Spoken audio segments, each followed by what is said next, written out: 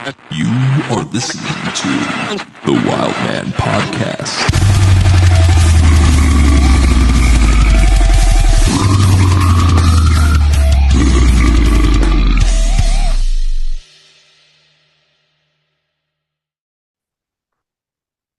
Thank you for choosing the Wild Man Podcast. Before we start this interview, I want to give a shout out to Bo. Rest in peace. He was a very, very sound body and mind, peaceful man. Definitely knew his shit. I looked up to him. It was very hard to hear that he passed today. Shout out to his family, prayers and everything. I hope they get through this difficult time. It's definitely a hard time for everybody in the hardcore scene. But if you guys need help, there's hotlines there to help you. We love you, Bo, and we hope your family gets through this darkest time. Much condolences to his family. Very sad moment. Anybody just taking their life. I couldn't imagine how it is that it comes to the point that you want to take your life. Yeah, much respect to the Hard Lord and everything they've done has been amazing and iconic. And condolences to his family and respect to Colin. Rest in peace, Bo. Devastating news. So sad to see this afternoon when I got home. Condolences to his friends and family. Condolences to Harm's Way. Very, very sad news. So sorry to hear this. So on to the positive side of life. Today we are very, very happy to have Jill, aka aka Mike, from All Out War. It's my daughter's login, and I couldn't get it off. So No, that's great. there we go. That's All right, great. take it away, Seb. This is big for me, and I'm so blessed that with this podcast I get to talk to the legends that I looked up to, and coming up in this scene. And I don't want to call myself only a hardcore guy or only a death metal guy. I think that I just like the aggressive underground music. Mike, I've probably been around since the demo days, seen you at Studio One, seen you at Pipeline, Atlantic City. I think when you had a cassette tape, then there was a 7-inch. And forgive me because I lost my collection throughout the years. My collection We used to mail out those the Sum of All Fears demo in '92 to everybody that was at those Studio One shows. I don't Some of know. All Fears, yeah, Studio One, and I think it might have been something with 25 to Life, maybe bringing you along. I'm not sure, but you We played there did a a lot lot. at the Pipeline at Studio One, right? Yeah, more at Studio One, I think, than the Pipeline. Yeah, We played the Pipeline, but I think we played more at Studio One. yeah, and it was a moment in time. I want to say that uh, we typically, I'm 50, but we typically, and I was telling Jacob, we didn't really silo. It was kind of like, your metal, your death metal, your hardcore. But when I heard you guys, I was blown away because I got this because I love hardcore, but I started with metal, and I think a lot of us started with metal and thrash and like even glam metal, and obviously developed into the death metal side, and it was a combination of Celtic Frost with and I'm not saying you sounded exactly like them, but with the aggression of like the Cro-Mags, Carnivore, maybe. You know what I mean? Carnivore was a big influence on us early on, So, definitely. and I was just fucking like, what the fuck, dude? There was like an intro you guys had, and it reminded me of Hell Awaits, you Yeah. know? And it's just like nobody at the time, nobody was doing, hardcore bands were hardcore bands. And, they were getting like a little crossover, metallic and groovy and um, groovy and slamish, and I guess you can say Killing Time did metalish hardcore. The Ice Band did metalish hardcore. The For like Iceman, definitely. yeah, for the late '80s. but you guys came in with like this fucking like I was like, holy shit. I mean, at the time, I'm like, if these guys had more blast beats and more growls, they're probably a death metal band. I would That was my say take on it. we were definitely heavily influenced by metal. So when we started, the big influences were coming from the hardcore side of things. It was all the more metallic hardcore bands like Leeway, like Cro-Mags, and Crumbsuckers. But we also were heavily influenced by German thrash, specifically Creator and Sodom. Oh The God, uh, love it. Yeah. the Agent Orange Sodom record had a big influence on us. So yeah, I mean when we started, and I heard a podcast recently where Mike Scandato from Confusion was talking about this, but this Like, was to great guy. yeah, Confused. definitely Another to pioneer of the right, right. crossover. And he was totally spot on when we started, when Confusion started, and a lot of us started. Hardcore was dying in 90, 91. Like the There New wasn't York hardest era, right? right, well, even a little bit before that, because CBGB's wasn't having hardcore shows that much anymore. And a lot of bands that were hardcore bands were kind of moving on to a different sound, and we just progressed into a more metallic realm. We kind of embraced the music that we originally were into, like the thrash stuff, and we just tapped into it, and that became All Out War. And like that's great. And like because like you're coming out and you're at a point that like this stuff is not like today, right? Where there's 1,000 metallic hardcore bands, and you guys and I want to say that you guys in Marauder were probably the first, and there's a few bands that I can't just think off the top of my mind because I don't want to make this about me. I want to make this about you. I want to hear your point on it. But at the time when you guys were coming out, you weren't afraid of how it was going to get interpreted or taken. You just did it because you loved playing it. You're Hudson Valley guy, right? Right. Yeah. Okay, so Hudson Valley had, you know, a lot of my friends like Mortician, Spring Valley, the Spring Valley Death Crew, like, back in like 91, my friends were in Incantation and, Immolation was out of Yonkers.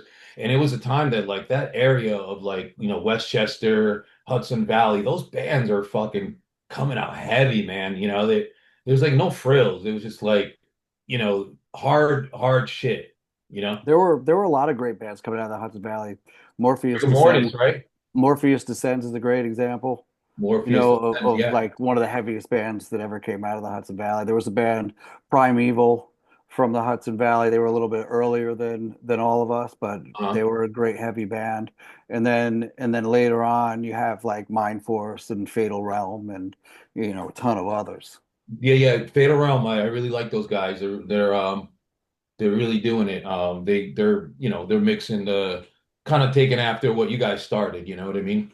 Yeah. It's great. So what Mike, Mike's score as a kid, what was it like, growing up? Were you like, hey, first I get into the glam metal Slayer and then somebody introduces you to Agnostic Front and like how did it go? How did the path get into and then the to get into to explore that stuff? And it was probably like Celtic Frost Phantom, I'm Probably the assuming. the first record that I ever bought with my own money was, I think, Rat Out of the Cellar. And then it kind Great of record. snowballed from there. I started to, Metallica, Slayer, Iron Maiden. And then, and I've said this on a bunch of podcasts before, I started to realize that, so I'm dating myself on how old I am, but back in the day before cable, all the houses used to have antennas on Yeah. your house. You With remember those the days? The antenna. Yeah, like So, with so the like the things like that. yeah, yeah. Antennas, yeah. So I realized something. You could split the cable coming in from the antenna, and you could plug it back into the back of your stereo, and you could get radio stations from all over the place. So the Really? first the first radio station I found was from Westchester Community College. I think it was out of Valhalla, and they would play the metal stuff, which was awesome, and that's what I was digging. So I was into it because they were playing Slayer, they were playing Blood Feast, they were playing, you Well, name the metal band. Jersey But then City, they yeah. but then they started to play like Agnostic Front, Cro-Mags, and at the time I just associated that stuff with metal. Like I didn't really know the difference. I was too young to be going to a lot of shows at that point, and it was pre-internet days. So, you found the stuff on your own. You found the stuff by chance. And I started to like dive into that a little bit more. So that's where I started to really embrace the hardcore stuff. But I always was a big fan of the metal stuff as well. So, I kind of walked in both worlds, so to speak. And I was into Agnostic Front, Cro-Mags, and then Raw Deal, Breakdown. But I was also, aware of the death metal thing that was starting to pop up, and that was interesting to me. And then, there was this band from Newburgh called AWOL, and they were a hardcore band, and at the end of their run, they needed a singer to play their last show. So I was friends with them. I did that show, and then we soon after we did that show, they broke up, and Karate Chris, who was in Marauder at the time, he moved to Newburgh. So we met Chris, Roddy Chris. and yeah, we met Chris, and that was probably, the fall of 1990, I think. And that's when we started writing the early All Out War songs with Chris. So we got Day of Judgment and Fall from Grace, which are both on the first demo. Those were written when Chris was in the band, and then eventually, you know, Jim Antonelli came into the band and Chris Chisholm, and that was the core lineup for the first few years of the band. Did those make it to Summerwell Fear 7-inch? I forgot. They didn't Or make it to the 7-inch, but they were on the Destined to demo. Burn? No, No, but they made were. it. Wait, Fall from Grace did. Fall from Grace was on the Destin Burn 7-inch. That's great. That's great. And so you guys were like, because I'm a guitar player, so I know, the minute I heard you, and I always dabble in both worlds. I was lucky enough to grow up in a neighborhood where Billy, who played in Incantation, was my next door neighbor. Ronnie Dio, one of the founding members of Incantation, was one of my best friends. Um, Snag, Ceremonium, and like so I was always exposed to a lot of death metal bands, but I always loved the and I was explaining this to somebody like how hardcore was stripped down and it wasn't like about any image. It was just like about like just no all balls out, you can go, you're not gonna be judged. And death metal was always like a little bit snobby in a way back then. And even though the shows were empty, but where you guys just decided to tune down because I think you were in C. And I'm a guitar player, right? And maybe D in the early stuff, but you guys tuned down in C, and that was big because nobody was tuning down at that time, you know? Well, like I said, we were heavily influenced by the metal stuff. We were looking for a heavy sound, and that's where the down tuning came in. Sick, sick. That's I mean, awesome. we didn't really aspire to be a hardcore band. We played in I that didn't think world, so. and we grew up in that scene, but musically, we were definitely more a metal band by far. Right. Hmm. Still are. Um, Still, Still are. No, yeah, that's great. I hear like and the topics, they're Celtic frostish, not again, not ripping off, but like I hear like, in the vein of where I wouldn't think of you being a hardcore band, even back then, like apocalyptic and such topics that you guys, that you would write about. Are you the guy that writes all the lyrics? yeah, I've always been fascinated with apocalyptic themes ever since I can remember. Even before I discovered any of this stuff, music wise. Mhm. So I was always like into that symbolism. I mean, if you really, look into especially some of the the themes and symbolism in Catholicism, what's more death metal than some of that stuff? I mean, that's some scary Yeah, shit. Catholics were the biggest butchers, biggest murderers. That's my topic, theology and religion. I love that stuff. So Right. I'm big on that as well. Well, that's great. Um, that's awesome, dude. That's really awesome. So you guys got a lot of lineup changes, right? You come out with the demo, the demo's flowing, you receiving like this, you're getting on most of these hardcore shows, right? Rather than getting on more metal shows because of the people that you know, and that's Right. how it was back then. And it was great because the fans kind of received you. And I want to say was Hatebreed coming out like around the same time too? They were brewing up a little bit, right? Yeah, I think they started like 95. We started in 91. Actually, we started in 90, but we didn't start playing Damn, out. in 90. Our first show was December of 1991. Who are your death metal influences? Obituary, Deicide, Morbid Angel. Definitely a lot of Obituary though. Obituary, I think, as far as the death metal stuff goes, that would probably be the biggest musical influence. Sick. Yeah. Are you a Cause of Death fan or Slowly We Rot? Both. I like World's Demise a lot as well. Now that I'm older, I give chances to those albums, but when I was younger, I was like, fuck this album. You know what I mean? Like I was just a little closed mind. It's weird because now I find myself listening to shit that I was just telling my friend a story when I was younger. When I first went to Studio One, I was 12 years old and I got to see Ripping Corpse. So like that was literally my first show because my cousin wanted to go out drinking, and Studio One had the middle was the bar, upstairs was the stage, and downstairs was the basement. But we would always argue because I was like that guy. I don't like any I don't like any Sabbath without Ozzy, and like that's a mentality when I was younger. But now that I got older, I find myself listening to records that like World Demise and even later Obituary, and I'm like, man, this shit's cool, because like you get to, as a musician, you get to understand like where these guys come from, and like you can't just fucking stick to the same thing.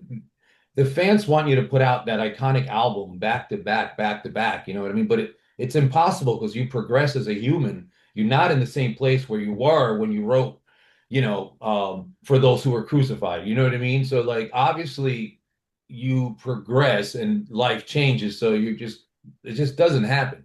You know what I mean? Right. I think, musically, sonically, the whole idea was always to capture that aggression of hardcore, but the brutality of death metal. That was sort of the game plan. And then, a lot of thrash elements crept in there as well. Love thrash.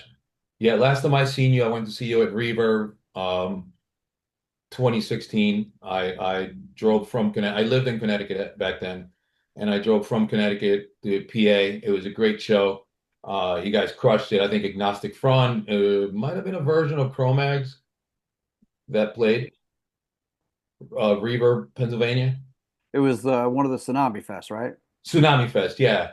So that's the last time I got to see you. And then I went to see you one time when you were playing with the Human Eyes in Teaneck, New Jersey. That might have been after or before. It might have been a little after 2019, 2018. And Yeah.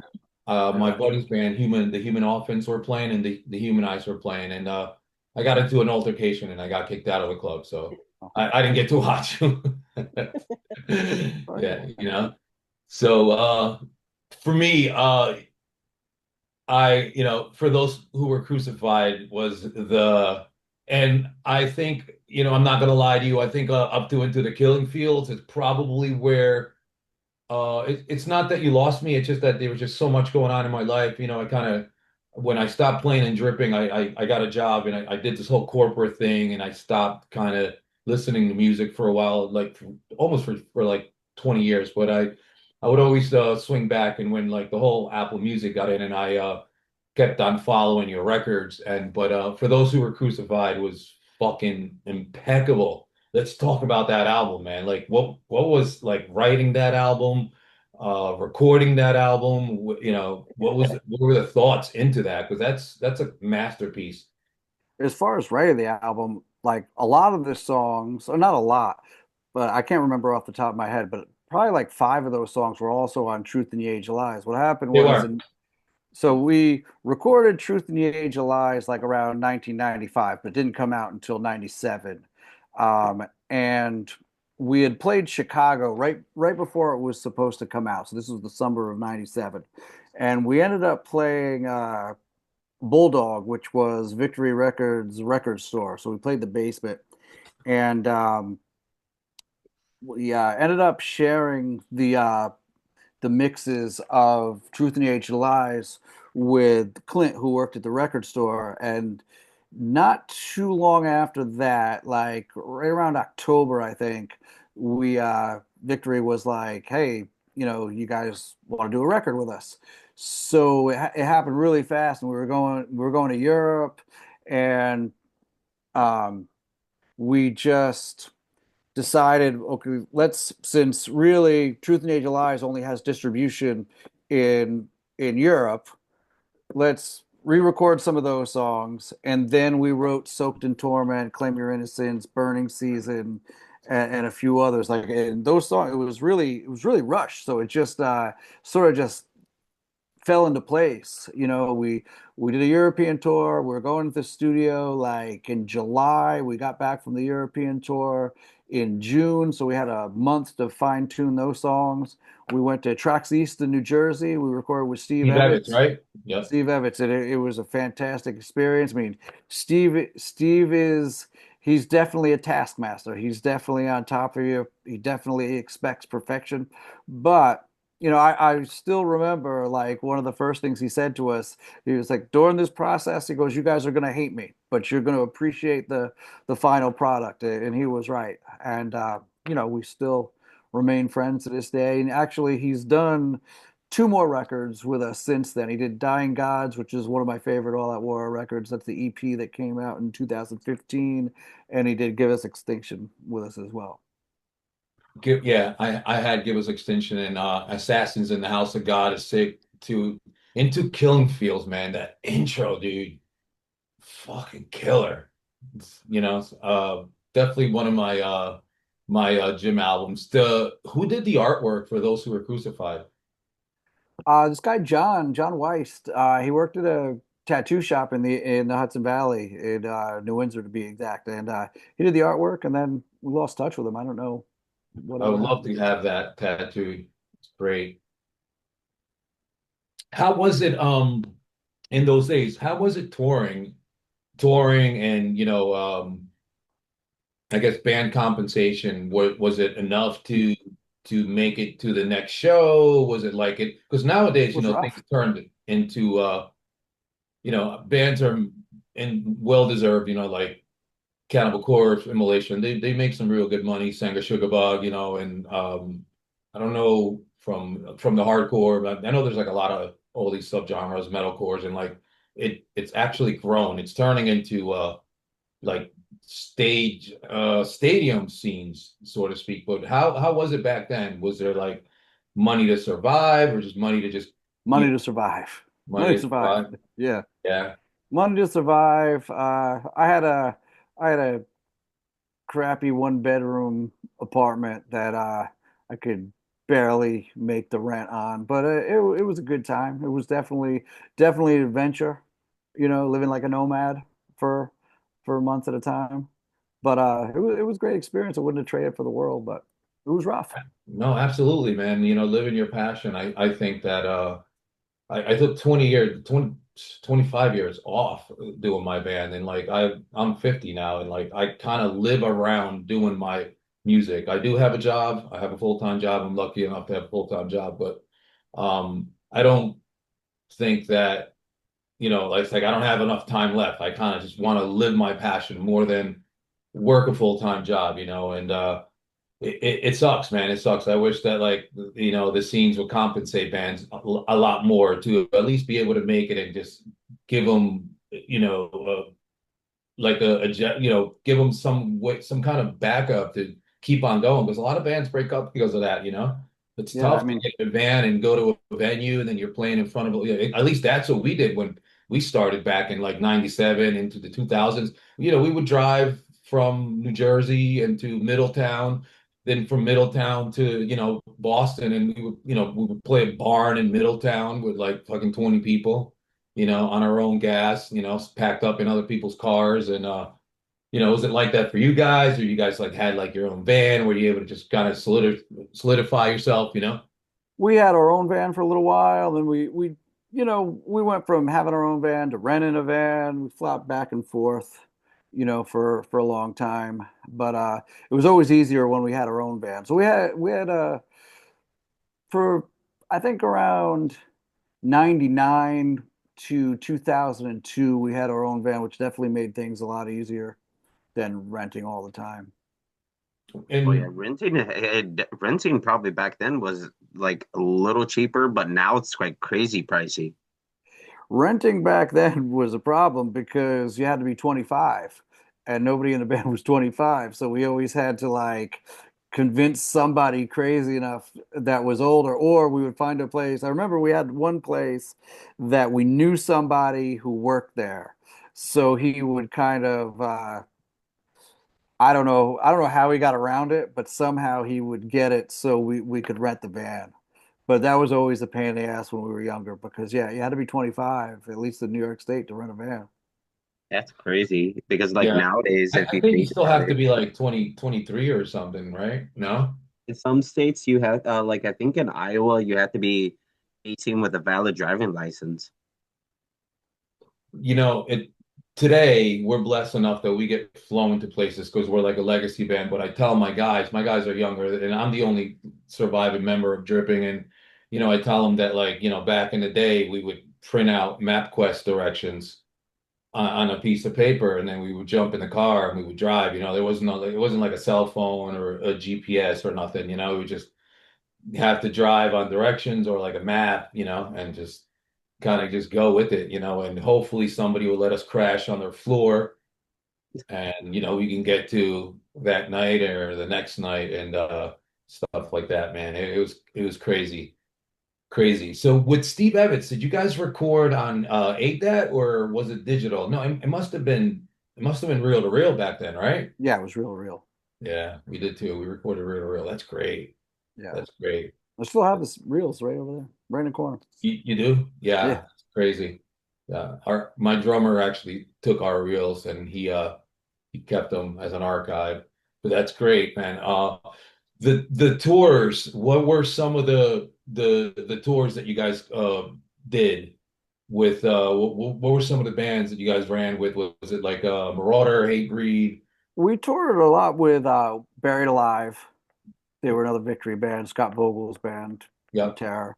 We toured with them. We did a Dying Fetus tour with Diecast. That was a great tour. Shadows Fall, God Forbid. We toured with the Cro-Mags. We toured with who else? Blood for Blood a couple times. So there was definitely some good ones in there. And Yeah. we played a ton of shows like on the East Coast, and we did get out to the West Coast a few times. I Um, mean, you guys did Life on My Own as a cover. I remember right, that.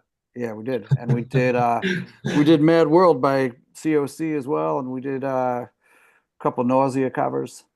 We did Oh, no shit. No shit. New Fallout. York We City, did right? No, Cyber yeah. God. Yeah, yeah. Yeah, Cyber God, Amy's band. Yeah, that's great. So you're pretty much just broad spectrum. What's some of the stuff you're listening to now?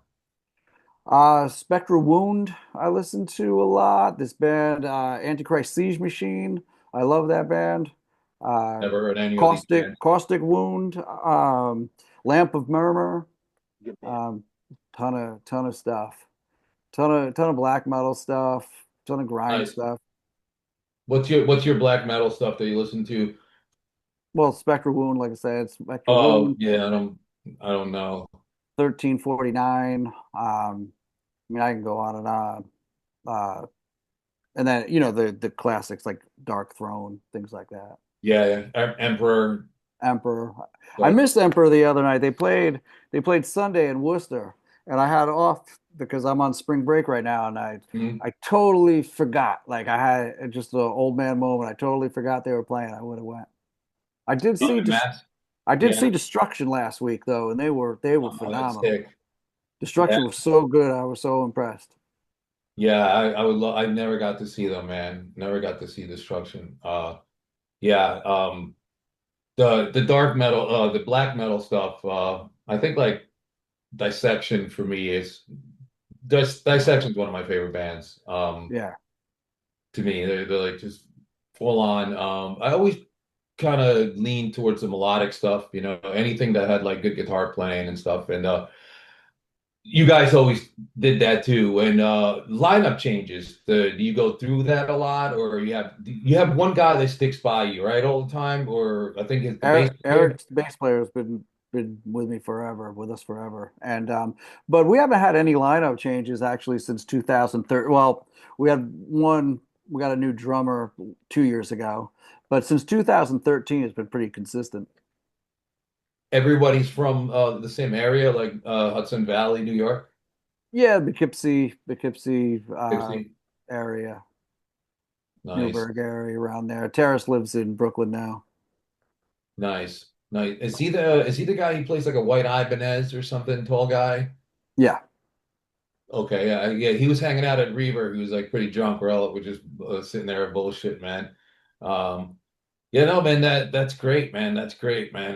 You guys are definitely iconic. You gotta definitely give it up to you guys. This whole metalcore, and it's for me. It was weird how it got diverted, right? Because you know, I would say you guys were metalcore, right? Not to put you on a silo, death metalish, metallic, hardcore-ish. But now, like that took a big, it took a big road, right? It's like it became something else, and like you have like all these bands and all these genres and all these branches that went from everything, right? And what are your thoughts on that? Are you into anything new, like that? Like, what do you mean? Like some of these bands that call themselves metalcore bands, that came on after you? No, it's not anything that I've been to at all. When before the term, I don't even know like when that term, took hold. I mean, we just considered ourselves, you know, metallic hardcore band, Yeah, and but I'd heard the term metalcore dating back all the way, in the 80s. I heard people describe the Crumbsuckers as metalcore. And then, Integrity is metalcore. But whatever happened, like around right. 2000, Integrity. 2000, a whole new thing came out that, I don't really hear any hardcore influences at all with any of those bands that became known as metalcore. And really, it's it's not something that we're connected with at all. I was gonna say the term of metalcore came out in 1985. It was like a mixed genre between like the Cro-Mags, DRI, Conformity, like those bands were doing, as they Right. kids say, metalcore now. Before metalcore was the term. Right. And I think that now it totally there's a total disconnect between the bands you just mentioned Yeah. and what a lot of people consider metalcore now. And I don't know how that happened, where that happened, but Yeah, no, it's somewhere along the strange. way it totally took on a new meaning. I Yeah, mean, the term came out in the 90s for metalcore. Like I feel like kids nowadays, and I feel like it's just like my opinion because I don't listen to a lot of metalcore as much as I used to. Like the version of my metalcore growing up, because I'm 31. Okay. So like I grew up with like as the kids say, the metalcore, like the scene, like Asking Alexandria, like those bands that were coming out in like 2009, and everybody's like, oh, these are the metalcore bands. No, they're just doing metalcore in a different version, Right. and it I, like I and I just wonder how many of those bands actually listen to hardcore, you know. yeah, It because does. like hardcore, like sorry to cut you off, like hardcore is like I try to listen to everything. I have a playlist for every genre on my Spotify, which I need to stop doing because I didn't know that takes that much room on your phone.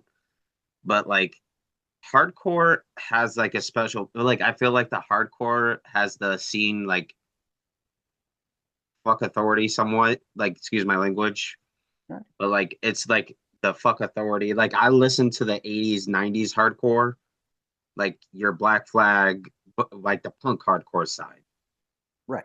Right. because I Yeah. love that side. Like I tell a lot of people, I wish I could have been born in like the 70s, seen the 80s and 90s hardcore scene in New York, like Agnostic Front in the early years with Vinny and all of them Yeah. guys were hardcore met like it was do or do not. Yeah, definitely things got a little twisted now. There's like a lot of labeling and when you know I was into thrash, got into death metal and I meet this one of my friends since I don't know since I was 11 years old. His name is Gutter and I he's know like, those. "Hey, I'm gonna let you borrow some of my tapes and let me borrow some of your tapes." I'm like, "Okay, cool." So I let him borrow like Death, Scream, Bloody Gore, and I think Devastation, Signs of Life, and he let me borrow Biohazard and it's Gnostic Front, and I was like, or it might have been Biohazard and Sick of It All, and I was like, "Dude, this is really fucking cool," because it's kind of like they kind of talk about like street stuff and it's stripped down with no gimmicks, you know what I mean? And a lot of the metal had gimmicks when you had like big stage risers, big drum kits, big amps, and then you would see like you know, the hardcore wasn't really like that, but for me, the ear candy, what I always love is crossover. You know what I mean? Like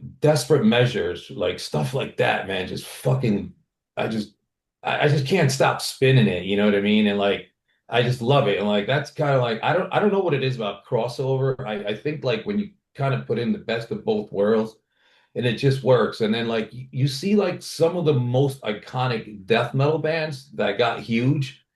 Those guys listen to hardcore, Carcass, Bolt Thrower.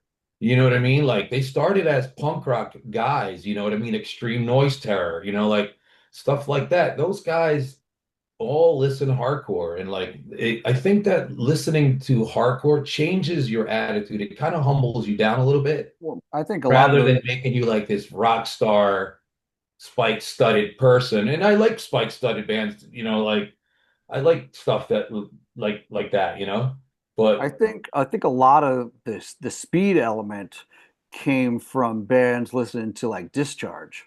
I think a fuck lot yeah. of a lot of metal dudes in the 80s, like the early 80s, started listening to like Discharge and things like that. And you know, a lot of them started to get that aggression from Discharge and GBH and bands like that. Yeah, absolutely. Yeah, GBH. The Yeah, that's Exploited, the Exploited is another one.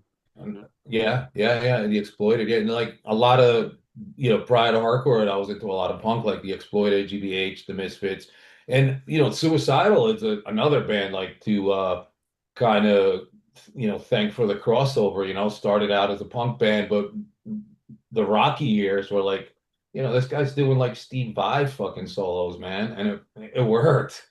With Mike's attitude of not giving a fuck lyrics, and he wasn't singing about chicks or glamour or anything like that. That's I mean, I think a lot of the crossover bands is like I don't know what it is. It's like when you put everything that like we were having this conversation with Mortal Decay, like when you and by the way, those guys are huge fans of All Out War. They text me today. John, the singer, wanted me to tell you that he's a huge fan. I'm a fan of When Moral you just Decay as throw well. everything into what you're doing and you just don't care and you're doing it for yourself, and I think that it becomes genuine. And I think the universe just has a way of just kind of not thanking you, but letting you get to where you need to be. You know what I mean? Well, I think, All Out War, we've never fit in anywhere. And we've sort of embraced that over the years and we don't care. We do what we want to do and we've always done what we want to do. And, in some cases maybe that worked against us, but my favorite shows always were the shows that we played with Disassociate with Ralphie Ralphie, from Dreadlock Ralphie from yeah, season 2. yep, and his shows were always the best because he mixed up the bills really good. Like there were like classic punk bands like MDC on the shows, and then there was Starkweather from Philadelphia that Oh, played I love and Starkweather. Yeah. Crisis. Yeah, Starkweather. That's another total you know I guess metallic hardcore type band, Metallic classic. hardcore. Yeah, yeah, yeah. So you know, Emotional too. yeah, oh, A without a lot doubt. like melodic, not emotional, but like they have a lot of melody and a lot of feeling, and it's just like um I think that's big in music because music's changed a whole lot. And for me, being in the brutal death metal scene, when I, coming back 20 years later, get together with my guys, we're, learning the songs again, and we're trying to write new material, and I get caught up on all these bands. So I'm listening to these bands to try to get some influence, and I'm hearing these death metal bands, and they're fucking perfect. I mean, like, they're just like they sound so good, man. Like every kick matches the pick. It's like fucking perfect, and I'm like lost in like what I want to do. And I'm like, my buddy brings me back to life. He's like, hey man, listen, I'm just gonna tell you one thing. These guys are number one, they're snapping to grid. Okay. They're recording at a slower pace, and then they're speeding up the tempo in the studio. You're listening to it's sort of like put together album in the studio. I'm not gonna name these bands because if it works for them and it works for them, that's just it's not my thing. But I always like the organic stuff. You know what I mean? Like Candiria, you know what I mean? Like stuff that like, we never use the metronome. And I don't, like a lot of times in the studio, they like nowadays they want you to use a metronome and stuff like that. And we're like, no, we're not going to use a metronome. And I think things change right now to where like a lot of stuff is being done. Like, I'll fire you a track, and then you lay out drums, and so it works, and it's needed. It's the times you got to kind of grow with them. But I believe that like having all the guys in the studio, or at least two or three guys writing the stuff organically and then going through recording, like that's the music I like. Yeah, That's me too. still human. You know what I mean? Right. I think a lot of it's lost its human side as the years have gone by. Yeah. Yeah, there's a lot of that, a lot of studio stuff that like you just don't even know, man. It's just like quantizing, and a lot of these death metal bands that people worship, like they write these albums and then they have to learn them because they can't even play them because it was all studio work. Right. So my question is, so you're a teacher, correct? Right. How do you balance being in a band and also being a teacher? How's that balance out? Do you tell your students you're in a band? Before social media really, took hold, it was sort of easy to hide it. But now with social media, they all know. They all know. They don't. Everything gets Yes, out nowadays, right? some of them come to shows, it is what it is. But back in the day, like when I first started teaching, it was really easy to hide it, but now not so much. What do you teach, Mike? I teach world history, I teach social history of rock and roll, and I teach world issues. High school or Yeah, college? high school. High school? And Oh, Man, that's you have to awesome. be the coolest high school teacher ever. I was the Do your department chair students too. know who you are? Like, do they ever come up to you like, "Hey, man, you're..." Yeah, yeah, Oh, all the time, really? all the time. Parents too. Wow, that's interesting. If you don't mind me asking, how's family life? Do you have children, wife? I have uh I have two kids. I have a 17-year-old daughter, Jill, and I have a 14-year-old son who's a total metalhead, and then my wife Michelle, who was the bass player for Starkweather. Oh So no, shit! we're a total like underground music family. Yeah. Wow, that's awesome, man. That's really, really cool. That's really, really cool. Yeah, that's awesome. Me and So my my my kids my are wife both are kind of into the musicians. same kind of music. Oh, Yeah, oh, they great, Yeah. great. What's your son into? Like, does he play in a band? He's just starting out, so he's 14. He's really good on the drums. He's just starting to pick up guitar a little bit. He's totally into like a lot of thrash metal stuff. Like I took him to see Destruction and Overkill the other night, and he loves Cannibal Corpse. He loves Creator. Hardcore wise, his favorite band is Integrity. He likes all the Cleveland stuff. He likes Integrity and Ringworm. Nice. So Integrity is a great band. I love I can Integrity. probably, if anything, since he's learning drums, I'll talk to Paul from Cannibal and see if I can have Paul do a little shout out for you. Oh, he would love that because Cannibal Corpse is the band. That's his Yeah, favorite band. that's Yeah, great, I man. we actually, we played New England Metal Fest this year, and Cannibal Corpse was the headliner, and he was psyched to see them. Oh, that's So he awesome. Who came up was with me. was Mortician on that? Not this year, no. No? Yeah, Cannibal. I feel like with Cannibal, they're like Paul tells me all the time. They've been around for almost 40 years, and you never give up the passion. No. And I'm just No, like, that's and you have to with this underground stuff, it has to be all about the passion. Yeah. I mean, this is really my life. Like you asked about the teaching and the how I mix it. And you know, the music is my social life. It's all my friends are from this scene. My like I said, I met my wife through this scene. I mean, my kids, you know, the people that they're around are from the scene. We've just it's definitely a huge part of our existence, which is fantastic. I wouldn't have it any other way. oh Yeah, yeah, I music. definitely understand that. Like me and my fiance were talking, like because we're moving to Jersey in 2 years, and she's just like I don't know this. why. No, I'm That kidding. has to be off the camera. Yeah. But like I tell her, like me and her met each other through like one of my metal buddies, quote unquote, at that time. And I found out they got divorced, and me and her just vibed one day, and I was just like, "This, I like you." And she's like, "I like you too." And man, we're getting married this year, and I told her I was like, "I hope you know our kids are gonna like know musicians as like Seb's gonna be Uncle Seb." Yeah. I'm there, man. I'm there. And like it's just crazy to 100%. think like my best friend, I give him crap all the time. I was like this, you're gonna be the boring uncle. They're gonna have uncles on stage and everything. And he's all like this, man, I don't know why you're moving to Jersey. I'm like this. I have too many friends out there now. I want my kids to grow up in the music scene. I want to have them feel like they have a home.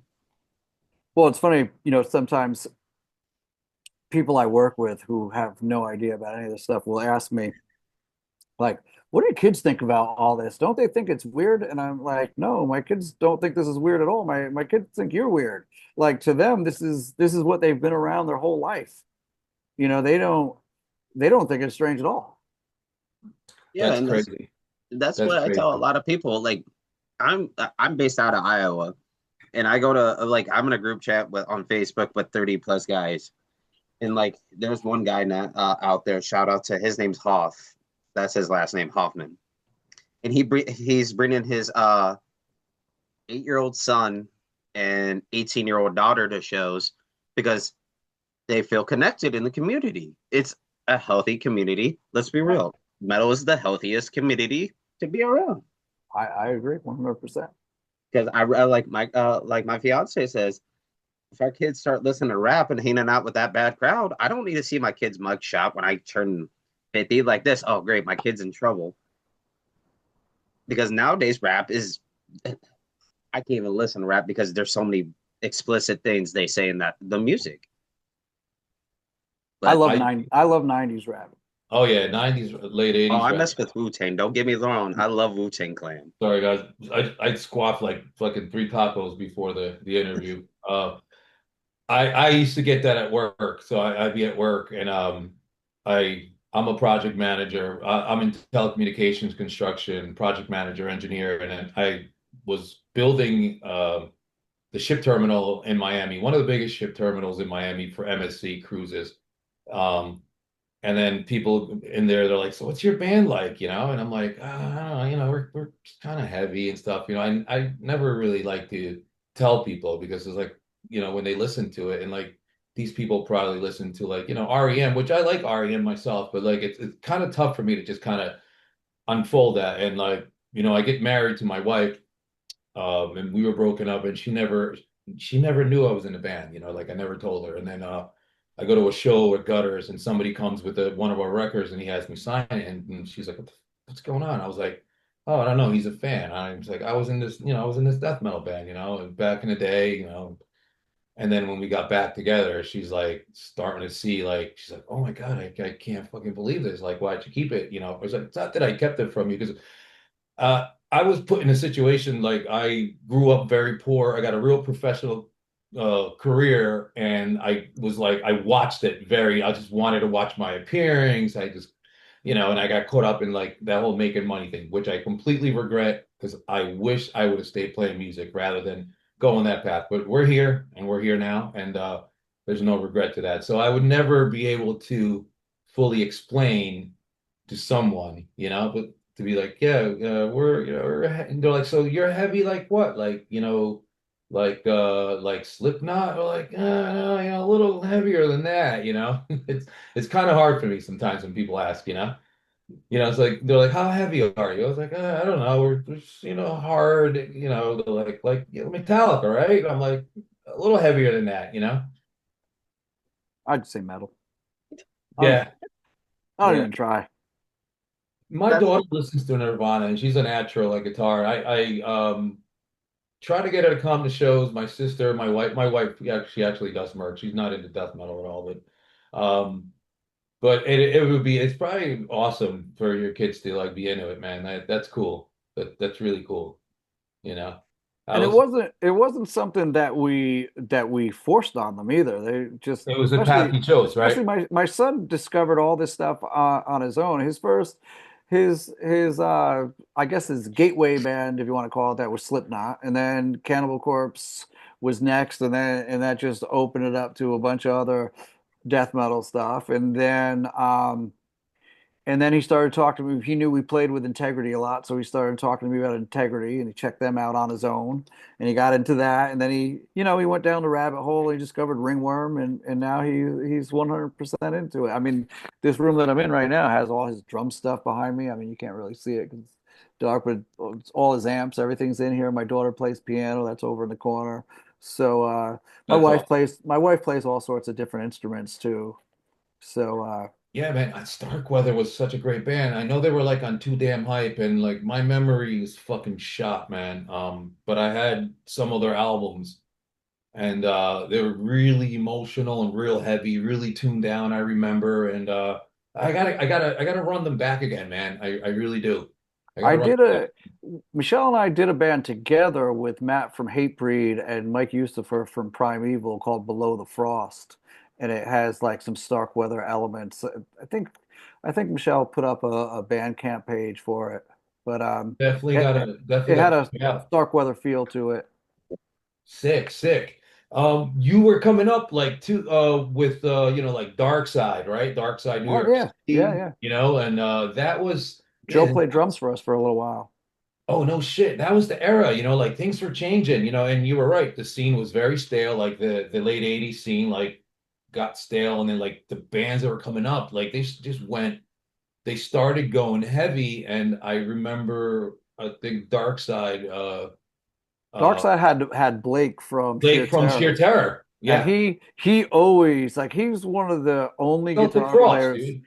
right? He somehow could get that sound. Like so many people have tried to get Tom G. Warrior's sound, and Yeah. nobody ever could. But Blake, man, I don't know how he did it, but he got that exact sound, and you could hear it on the first Sheer Terror record, Just Can't Hate Enough, and you could hear it on the early Dark Side stuff, and it's just amazing. And he wrote some amazing songs. Dark Oh Side yeah. originally was a lot of it was more than just Blake from Sheer Terror. Um, who else was in oh, there were a few other guys from the original Sheer Terror anyway.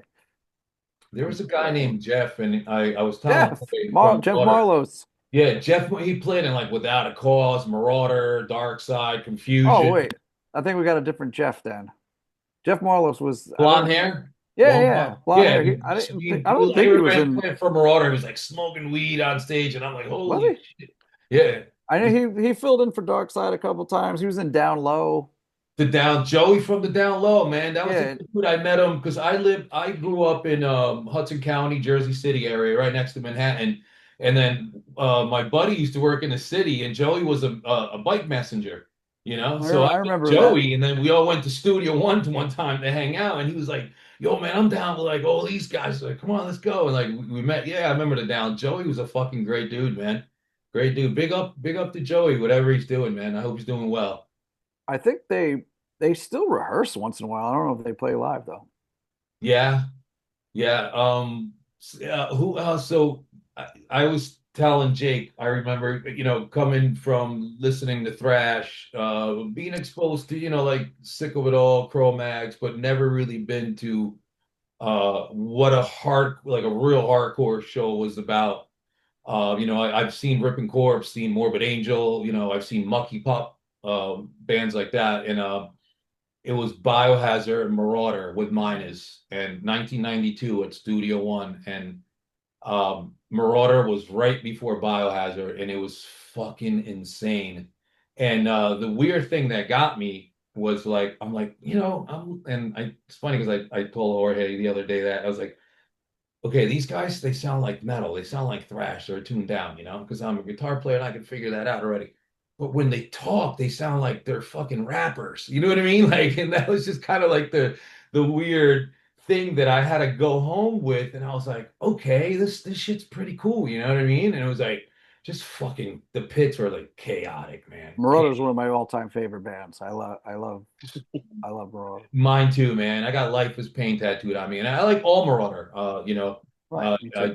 I uh, I thought the Minus years were fucking amazing, dude. Like the '93 demo, and the songs, and actually, I think those songs did make Master Killer. But I thought Jorge picked up a band that had an identity, and he fucking did it his own way and did it and became very successful after it. Well, You know he's what got I mean? his vocals are amazing.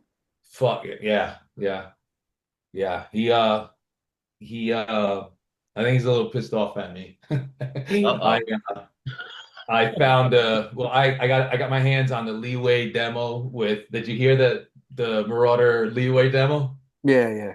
Yeah, and I was like, I sent it out. I was like, dude, I mastered it. I was like, and then I call him. He's like, what are you doing? I was like, yo, can I put this out? He's like, no. No. And I was like, all right, dude, my bad. I'm sorry. I won't put it out. It'll stay on my computer. But I love Jorge though. He's such a nice guy. I was just like, listen, me and my buddy were like, let's just put it out, and we'll donate the money to Saab's family and Eddie's family. We don't want nothing out of it. I just think that it needs to be like in a physical copy out there. And nothing against Jorge, like, because there are Jorge songs, but I just thought it was just like a little part in the history of Marauder and for Saab that was really cool, And he's like, nah, dude, you're not putting that out. I was like, dude, I apologize, man. Don't be mad at me. You know what I mean? And he's like, I like it. He's like, I think it's great. He's like, but you can't put it out. I was like, cool, cool. You know? I have a live tape from 1990 when Chris was still in the band. It was so sick. Like some of those songs like that never got a proper release, like Extreme Fallacy and Extreme Shot Dead. Fallacy, right? Yeah. Yeah, that's such a good song. Shot Dead's another great song. I wish those songs got proper releases. Never, yeah, again, I never got to see him till 92, till like right before the recording of the 93 demo. So like, like See the Message was already out, Life is Pain was already out. Yeah, but like I watched, videos and just coming up like mine is, guys that like they would scare the shit out of me, when I go to shows. They're like Yeah, very hard dancers in the pit, mine is Kevin from Bulldoze, Saab. Those guys were definitely people that I looked up to, and I thought they were heroes. Uh, Master Killer is a masterpiece. It's right. probably an album that listen to I probably listen to that album once a fucking week for some reason or another. I just don't know what it is. It's just like fucking perfect, man. You know what I mean? It's Yeah, one of those it's iconic. It's kind of like, you're For Those Who Are Crucified to me. Like it just fucking the time it came out, what it did, the impact it did, it's just I think Marauder should have been huge, huge, like as big as Biohazard. I think that record, Master Killer, is that good. It's unfortunate that they didn't blow up to as big as they should have. They're getting a lot of great attention now, though. I was going to say that they are getting actually a friend that I grew up with, Mark Rizzo. He was in Cavalera Conspiracy. He's like one of amazing guitars. He's playing in Marauder, and I think I think they have a very solid lineup, like close to the Master Killer lineup now, and I think they're doing big things. They're doing big things, and I don't know how it is for them, and I don't know what they want to do. Like, like for instance, for me, it's kind of like a hobby. So, but I I think think, that God is I record is great too. I think that that's really an underrated record. yeah, I told Jorge, I was like, unfortunately, like after Saab, I kind of didn't listen to much, but you know, Yeah, it's uh, really an underrated record. I started listening to a lot more stuff like was it Brutality and all that stuff. I mean, and fucking Jorge is an amazing vocalist, man. Yeah, You know, shout out for Sepultura, and so are you, man. So are you, thanks. man. So Thanks. what's what's the future for All Out War? What are you guys trying to do? Well, we got a bunch of shows coming up, so we're gonna go out with Earth Crisis and do 3 shows with Seen that. them in May, and then we have a show in New Jersey and a show in Brooklyn, and hopefully we'll get in to record a record in May, but we'll see how that goes. We have most of the songs written, so we just have to find time in everybody's hectic life to get in there and actually record, So we'll see. We'll see if we can get it in May and get something down. But we've been working on stuff. It's along the lines of the last record, Celestial Rot, which we kind of took a black metal kind of grind turn a little bit because that Yeah, record that record noticed was that. definitely a product of COVID. Like we started writing that, during COVID because we were bored as hell, and we just kind of did a deep dive into more extreme type of stuff. Especially me and Andy, the guitar player, and we kind of, you know, explored a little bit of different influences. And the new record has some nods to For Those Who Were Crucified, but it definitely has that grindier edge to it as well. So, Okay. and I mean that's the direction we've been going, the last few years. Each record, I think, has gotten heavier as we've gone. Oh yeah, So I and think we've definitely super tapped. intense. Yeah, I think we definitely have tapped into different influences, especially over the last 10 years. I, my mind sucks, but like it might be the first song into the Killing Fields, and it's got that part. It's like,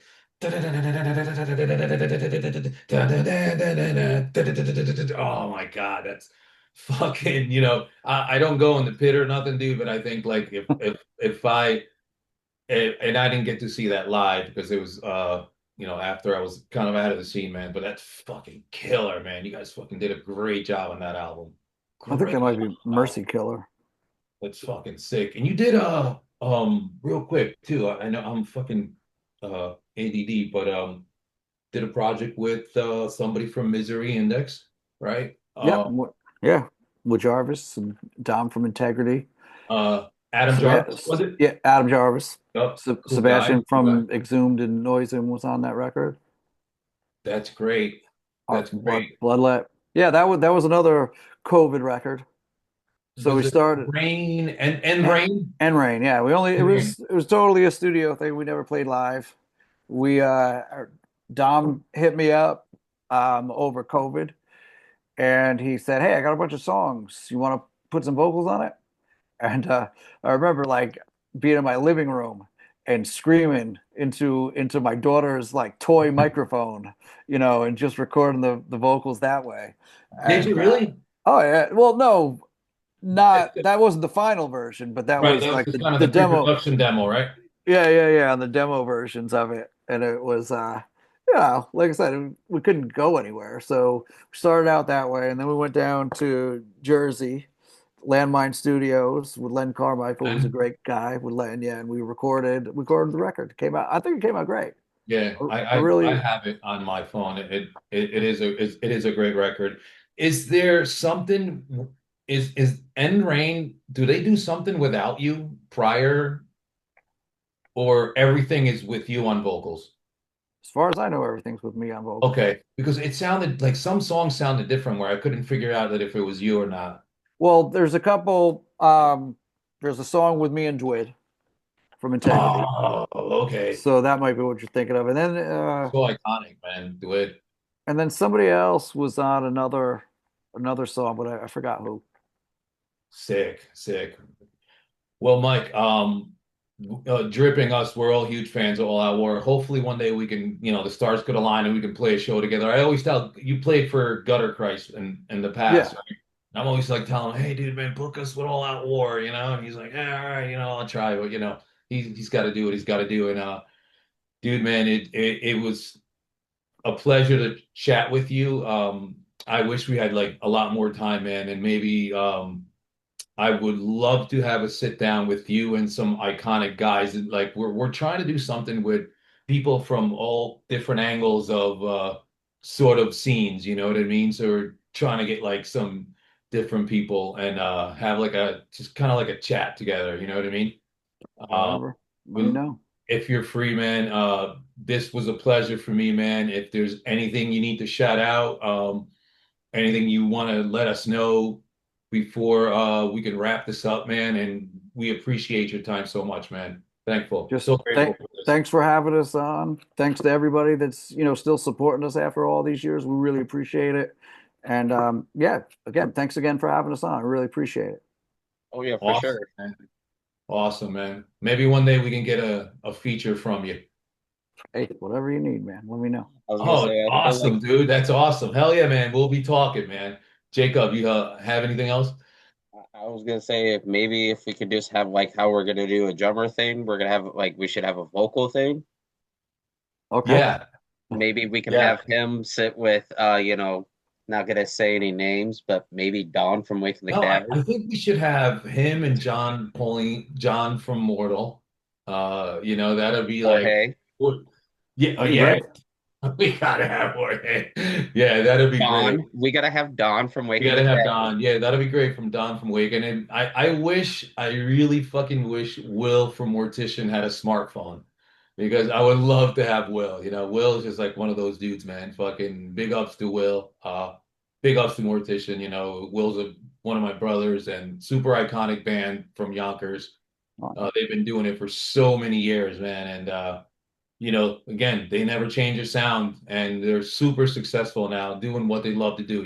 And I think that's a big thing. And it's same thing for you guys. Big ups, man. And Thank you. much love, man. Much success. Keep doing what you're doing, man, because we love it. Well, thank you. Appreciate Thank it. you, Mike, man. Let's stay in touch, man. We'll talk soon. All right. I'll send the band the collab and everything, so like you'll see it. Okay, cool. Thanks, man. This was awesome. All right. Thanks for Have a having me. great night, guys.